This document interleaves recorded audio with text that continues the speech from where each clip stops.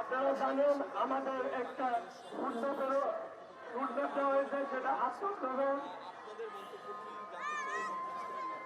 আত্মগ্রহণ মগবাজার কাকরাইল আমরা বিশ্ববিদ্যালয়ে যাব এবং তারা এখানে মুসলিম আছে, তারা যারা এখানে রয়েছেন আমি তাদের সকলের প্রতি কৃতজ্ঞতা প্রকাশ করছি। কারণ এটা একটা